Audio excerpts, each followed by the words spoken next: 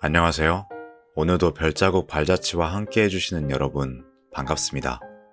오늘은 산책할 때 듣기 좋은 이야기들을 준비했습니다. 건강한 자연 환경을 위해선 원활한 물의 순환이 꼭 필요합니다. 촉촉한 비가 내려 땅을 적시고 다시 강물로 바다로 흘러갔다가 구름이 되어 다시 비를 내리죠. 건강한 몸을 위해서도 올바른 순환은 필수적입니다. 맛있는 음식을 먹은 뒤 에너지로 잘 사용하고 노폐물은 잘 배출해주는 게 중요하죠. 우리의 마음도 마찬가지입니다. 건강한 마음을 위해선 부정적인 마음, 우울한 감정, 나를 짓누르는 생각은 노폐물처럼 내보내고 긍정적인 마음, 편안한 감정, 숨통 트이는 생각을 받아들이는 순환이 필요합니다. 잠깐 밖에 나가 산책을 하는 것이 이런 순환을 위해 아주 큰 도움이 되는데요. 각종 화면에 몰두하고 있던 눈과 정신을 쉬게 하고 맑은 바깥 공기를 마시며 걷다 보면 저절로 들숨엔 즐거움이 섞여 들어오고 날숨엔 나쁜 기분이 함께 날아갈 것입니다.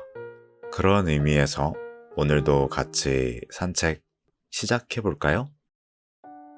세상은 마법 같은 것들로 가득 차 있다. 그 마법을 느끼기 위해서는 우리의 지식과 지혜가 매일 성장해야 한다. 버트란드 러셀. 여러분 혹시 지식과 지혜의 차이점을 아시나요? 방금 소개해드린 러셀의 말을 보면 아마 두 개가 다른 것이라는 걸 알 수 있고 사전을 찾아봐도 뜻이 같은 듯 분명한 차이가 있음을 알 수 있습니다. 지식은 머릿속으로 들어오는 여러 가지 정보입니다. 그러나 이 정보를 아는 것만으로 우리는 세상의 마법을 경험하며 현명해질 수 없습니다. 바로 그 지식을 적재적소에 써먹을 수 있는 지혜가 필요합니다.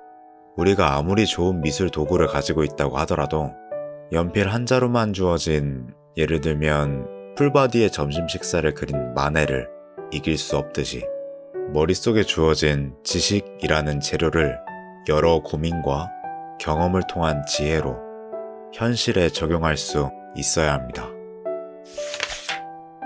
인생은 아름다워요. 하지만 복잡한 부분도 있죠.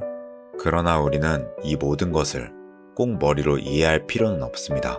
그저 삶은 기적이고 또 기적인 것입니다. 라나 델 레이. 세상은 넓고 인생은 깊습니다. 그만큼 삶엔 이해할 수 없는 요소들도 많이 존재합니다.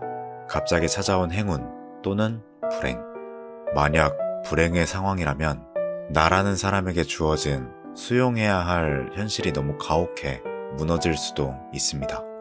이처럼 삶은 항상 우리에게 좋은 일을 가져다 주는 것은 아니기 때문에 이 명언이 말하는 기적을 무한 긍정할 수는 없습니다. 하지만 왜 이런 일들이 일어났을지에 대한 집착을 잠시 내려놓고 온전히 수용할 수 있는 사람이 되는 것. 일희가 있다면 일비가 있음을 알고 상황에 크게 영향받지 않는 덤덤함을 지닌 사람이 되는 것. 저는 그런 삶이 기적이 아닐까 생각합니다. 스스로 기적이 되는 삶. 여러분들도 저도 그렇게 살았으면 좋겠습니다. 큰일을 이루기 위한 유일한 방법은 당신이 하는 일을 사랑하는 것이다.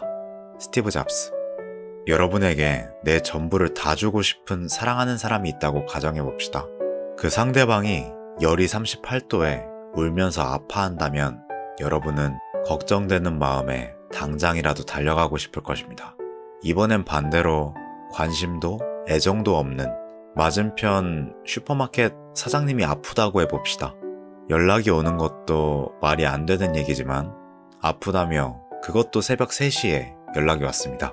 보통의 사람이라면 무시하거나 빨리 나으세요 한마디 하는 것이 최선이지 당장이라도 찾아가 이마에 젖은 수건을 올리려 하지 않을 것입니다. 이 당연한 얘기는 일에도 똑같이 적용됩니다.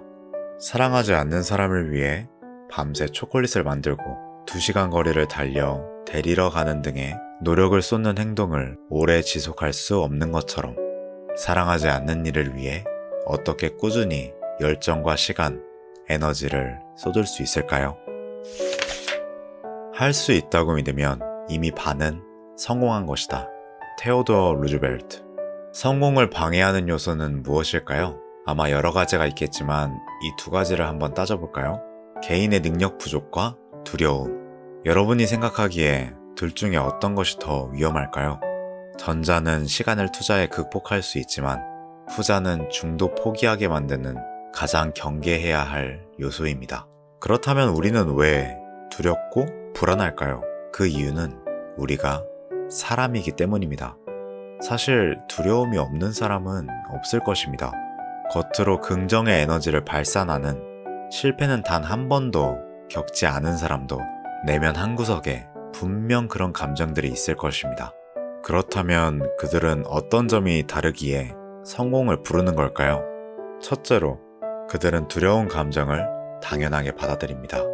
둘째, 자신이 노력하면 두려움을 넘어 성공할 것이라고 믿고 있습니다.